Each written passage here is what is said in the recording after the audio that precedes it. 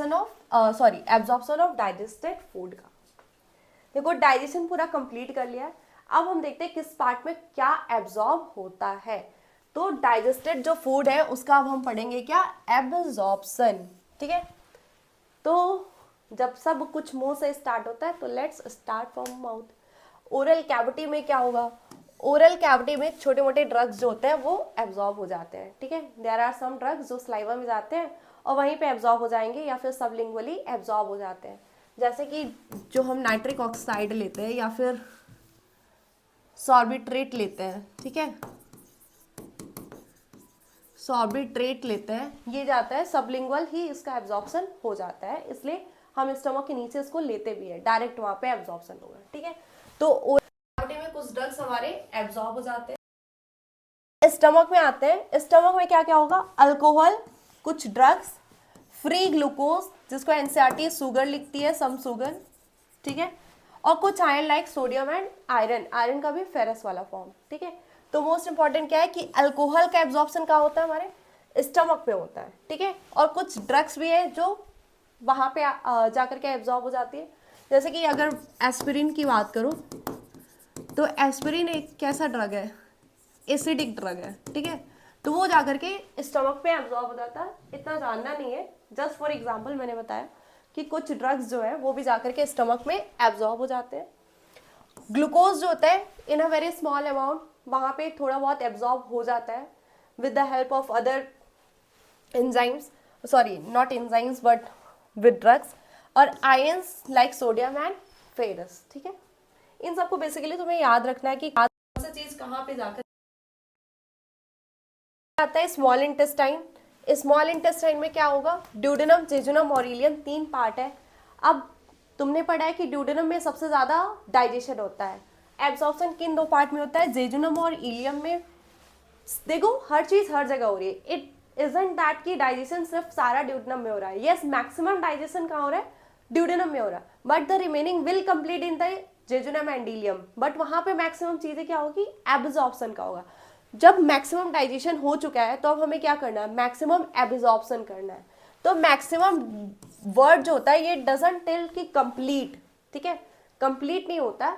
जो हर चीजों की होती है 99% डाइजेस्ट हो गया, 1% इज रिमेनिंग दैट विल, या फिर 99 नहीं बोलेंगे, I am just taking an example. ठीक है, क्योंकि अभी अनडाइजेस्टेड फीसेस भी तो बच रहा है, अनडाइजेस्टेड फूड जो है फीसेस भी तो बच रहे हैं, कुछ तो अनडाइजेस्टेड रह जा रहा है। ठीक है, तो वो भी, लेकिन हर ड्यूडेनम में भी कुछ चीजें एब्जॉर्ब हो रही होंगी, जेजुनम में भी होती है, इलियम में भी होती है। मैक्सिमम कहाँ होंगी, जेजुनम में। इलियम में क्या एब्जॉर्ब होगा, vitamin B12, that is important कि विटामिन B12 का जो एब्जॉर्प्शन है वो कहाँ होता है, इलियम वाले पार्ट में होता है। ठीक है, लार्ज इंटेस्टाइन में क्या हो रहा था, जैसा कि फंक्शन ऑफ लार्ज इंटेस्टाइन में पढ़ा था कि वहां पे वाटर, जो वाटर का मैक्सिमम एब्जॉर्प्शन है वो कहाँ हो रहा होगा, लार्ज इंटेस्टाइन में होता है। ठीक है, जितना भी तुम पानी पी रहे हो सबसे ज्यादा मैक्सिममली एब्जॉर्ब कहाँ होगा, वो लार्ज इंटेस्टाइन में होगा। ठीक है, एंड कुछ ड्रग और कुछ मिनरल्स भी हो रहे होंगे। तो अगर डाइजेशन की बात हो तो मैक्सिमम डाइजेशन जो होता है या फिर कंप्लीट डाइजेशन पूरे स्मॉल इंटेस्टाइन में तुम बोलोगे। ठीक है, तो स्मॉल इंटेस्टाइन में जाकर डाइजेशन पूरा कंप्लीट हो जाता है, क्योंकि large intestine is not made for digestion, large intestine में कोई डाइजेशन नहीं होता है। There is a line in the NCERT that no significant digestive activity अगर इन लार्ज, पे मेनली क्या होगा, एब्जॉर्प्शन होगा। अब एब्जॉर्प्शन भी मेनली कहाँ पे कंप्लीट हो जाता है, स्मॉल इंटेस्टाइन पे ही। ठीक है, एब्जॉर्प्शन में मेनली कहाँ हो जाता है, स्मॉल इंटेस्टाइन पे। तो जो कुछ चीजें बच जाती है लाइक वाटर, वाटर का एब्जॉर्प्शन कहाँ होगा, लार्ज इंटेस्टाइन में होगा।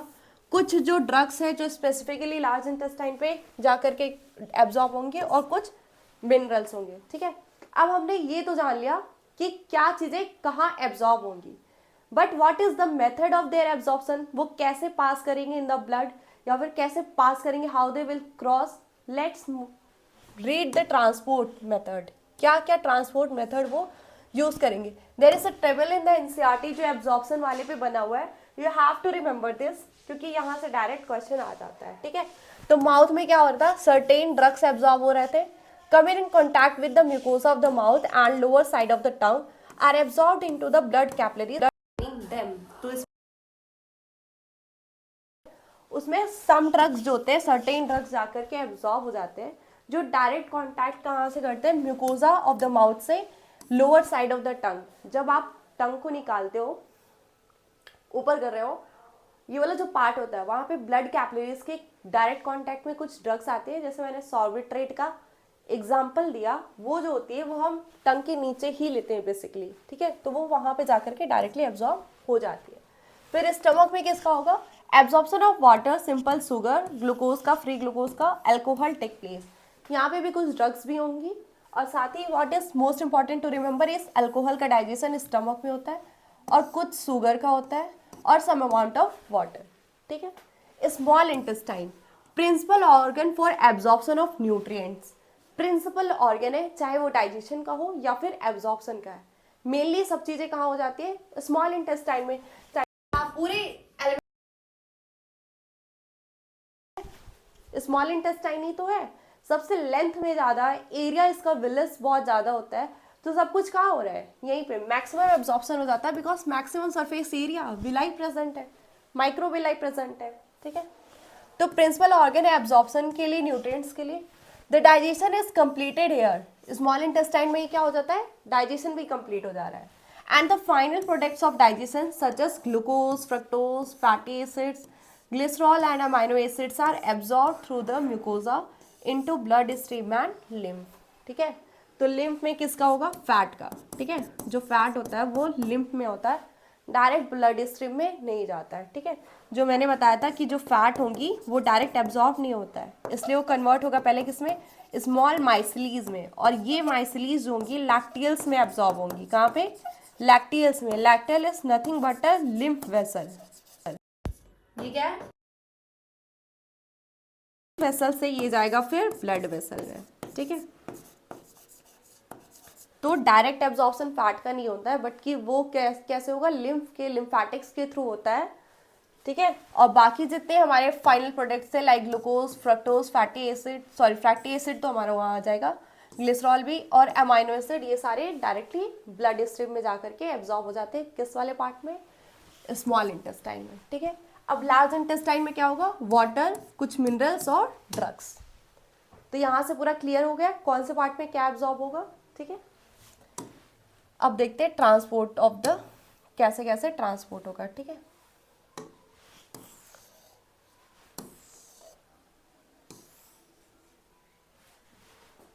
ट्रांसपोर्ट ऑफ द फूड,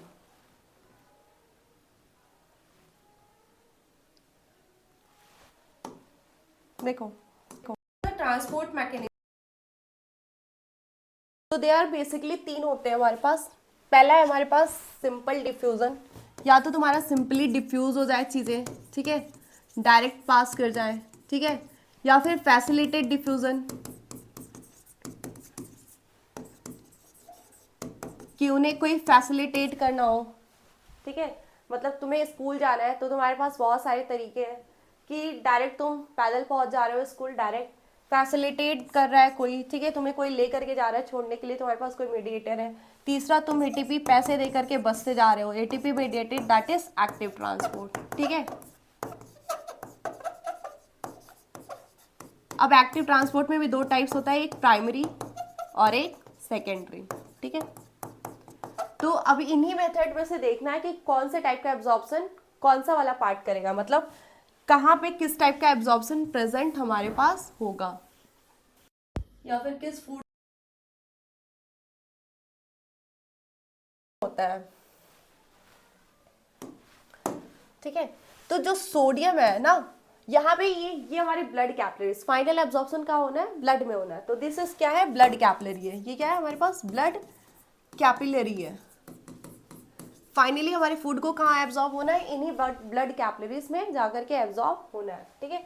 तो जो सोडियम है, यहाँ पे एक कैरियर है जिसके 3 साइड्स प्रेजेंट है, उनमें से 2 साइड से सोडियम एब्जॉर्ब हो रहा है ब्लड कैपिलरी में by primary active transport, that mean sodium के ट्रांसपोर्टेशन के लिए चाहे क्या चाहिए हमें, एटीपी। जब एक्टिव ट्रांसपोर्ट है तो क्या चाहिए, एटीपी। अब इसी के साथ क्या जा सकता है हमारे पास, ग्लूकोज, गैलेक्टोज, अमाइनो एसिड। देखो अब जितने भी हमारे फाइनल प्रोडक्ट्स हैं, जैसे ग्लूकोज हो गया, अमाइनो एसिड हो गया, फ्रक्टोज हो गया, ये मल्टीपल तरीके से जाते हैं, लाइक कुछ है मल्टीपल डिफ्यूज होकर ट्रांसपोर्ट से भेजना पड़ेगा, और कुछ होंगे जो फैसिलिटेटेड जाएंगे, ठीक है। तो ऐसे कंफ्यूज मत होना कि अगर ग्लूकोज है तो वो किससे जाएगा। नन इज दैट कि पूरा का पूरा ग्लूकोज सिंपल डिफ्यूजन से चला जाएगा, और ना ही पूरा ग्लूकोज एक्टिव ट्रांसपोर्ट से, ठीक है।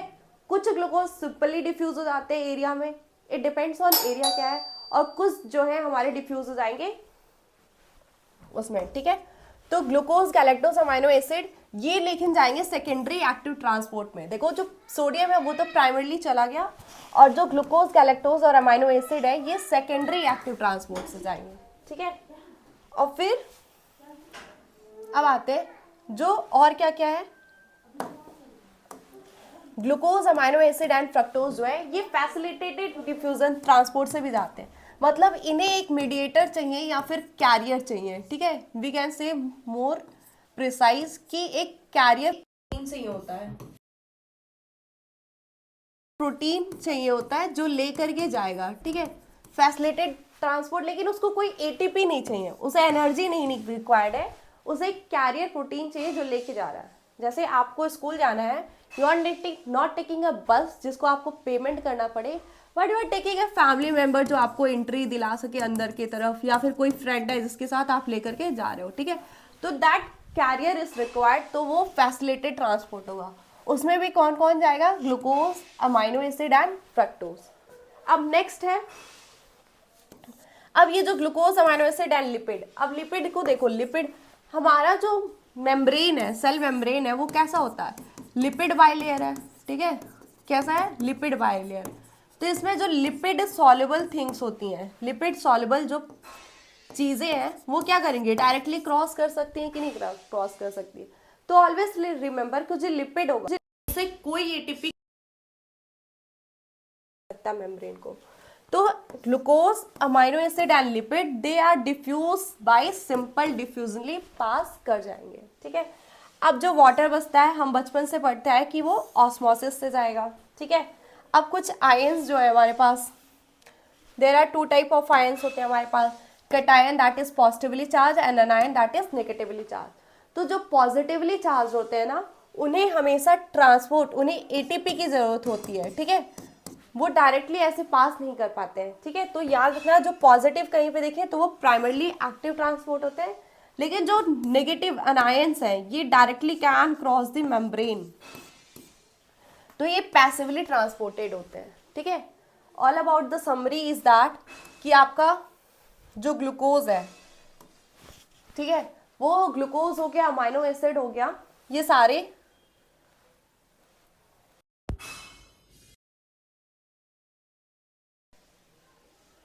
ये एक में आ गया, ठीक है। तो अगर मैं पूरा का पूरा समराइज करके बताऊं तो क्या है, ग्लूकोज का देखो, ग्लूकोज जो है वो सेकेंडरी एक्टिव ट्रांसपोर्ट से भी जाएगा, फैसिलिटेटेड ट्रांसपोर्ट से भी जाएगा, ग्लूकोज और अमाइनो एसिड दोनों की बात है, ठीक है। और वो फैसिलिटेट से भी जाएगा, amino glucose amino acid simply भी डिफ्यूज हो सकते हैं, तो इनका कुछ भी कॉमन, कुछ भी स्पेसिफिक नहीं है। लेकिन कुछ मेंबर्स ऐसे हैं जो बहुत स्पेसिफाइड है कि वो उसी मेथड से जाएंगे, तो तुम्हें याद भी उन्हीं को रखना है जिनका बहुत स्पेसिफिक है। जैसे जो गैलेक्टोज है ये अकेला है, देखो गैलेक्टोज सिर्फ और सिर्फ सेकेंडरी एक्टिव ट्रांसपोर्ट से ही जाएगा। फ्रक्टोज कहीं पे दिख जाए तो वो हमेशा फैसिलिटेटेड ट्रांसपोर्ट से ही जाएगा। F4 fructose, F4 facilitated transport. Fructose हमेशा कैसे जाएगा, फैसिलिटेटेड डिफ्यूजन से जाएगा या फिर फैसिलिटेटेड ट्रांसपोर्ट से जाएगा, डिफ्यूजन से ही जाएगा, ठीक है। और इनका भी याद रखना, जो कैटायन होते हैं वो हमेशा एक्टिव जाएंगे, प्राइमरीली एक्टिव, और जो अनायन होते हैं वो हमेशा पैसिव ट्रांसपोर्ट, ठीक है। अब कहीं ग्लूकोज या अमाइनो एसिड आता है, पूछता है which is the transport method, तो उनमें कुछ भी हो सकता है, ऑल ऑफ द अबव का ऑप्शन है तो ऑल ऑफ द अबव में जाइए, ठीक है, उनका स्पेसिफिक नहीं है, ठीक है। लेकिन इफ देयर इज आस्किंग कि फ्रक्टोज कैसे जाएगा, तो उसका फैसिलिटेटेड ट्रांसपोर्ट फिक्स्ड है, फैसिलिटेटेड डिफ्यूजन से ही वो जाएगा। तो इट्स ऑल अबाउट कि एब्जॉर्प्शन ऑफ फूड कैसे होगा, ठीक है, एब्जॉर्प्शन कैसे होगा, डाइजेशन हम पढ़ ही चुके हैं, और वो ट्रांसपोर्ट मेथड कैसे होगा कि जैसे वो एब्जॉर्ब हो जाए ब्लड कैपिलरीज में। तो यहाँ पे हमारा एब्जॉर्प्शन वाला पार्ट भी पूरा फिनिश हो सकता है। फिनिश हो चुका है, ठीक है।